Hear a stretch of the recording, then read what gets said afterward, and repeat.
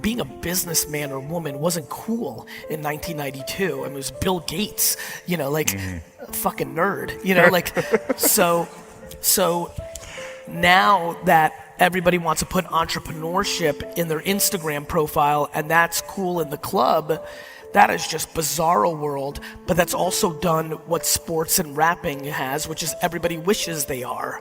And what's different about entrepreneurship than rap and sports is when you say you're a rapper, someone's like, all right, rap. And then if you suck, everyone's like, oh, you suck, And when you say you're a basketball player, people are like, at the YMCA or going to the league.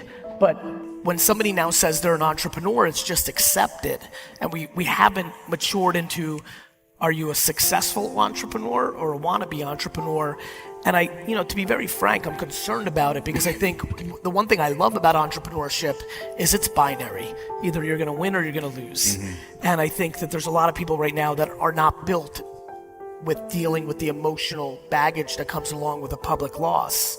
And so I spent a lot of time with young entrepreneurs around the mentality of like, when you lose, are you ready to take that ridicule and what are you gonna do? The greatest reason I believe that we're living through such fake entrepreneurship right now is not only is there an enormous amount of capital in play for these 22 to 25 year olds, but they're the generation, that was parented in a way that tried to eliminate losses from the ecosystem. I mean, this is the generation of 8th place trophies, right?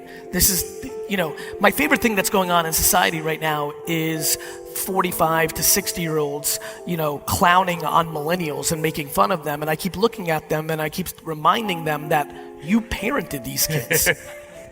Everybody gets a trophy, right? Yeah, I mean, and so, we've demonized to these kids losing. Yeah. I love losing. Like, micro losing especially, more than macro losing, is incredibly motivating. Yeah. There's nothing more fun than losing regular season games. Right. You learn from them. Come the playoffs, you'd like to build on that. But yeah, I think adversity is the foundation of success. Being born in the Soviet Union, living in a studio apartment with 8 family members when I was a kid, going on 1.5 vacations my entire childhood, my parents buying me nothing because they didn't have the money nor the mindset to do that for me, is fundamentally the reason I'm successful at entrepreneurship. I'm not scared of anything, nor do I care about anybody else's judgment, which allows me to navigate very quickly. And my losses are my losses, right, and my wins are my wins. And they both feel the same. When I hear the accolades or when I get razzed, I basically can't hear them. I'm just so in love with the process. And that's what getting up off the floor is. You had no choice. It's in your DNA to want to play. Everything stems from the top. If you have a company run by somebody who right now is sitting and saying, well, I'm retiring in 18 months and I don't give a shit about innovation, you're in trouble. Or not talented enough to know how to innovate. How many A's, number ones, hire a CMO and say, you figure it out, but they don't even know how to judge it?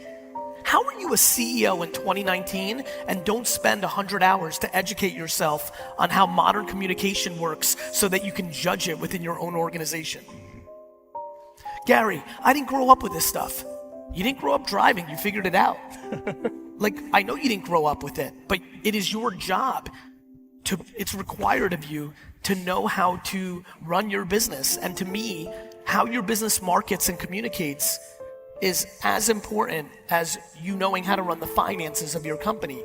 It's just that some people don't want to put in the work to get updated on the new platforms and the new world, and that's to their peril. The advice that I think will play for everybody in the room, regardless of what you do, is you have to reverse engineer the audience you're trying to reach, and you have to tell them something that brings them value, not you value.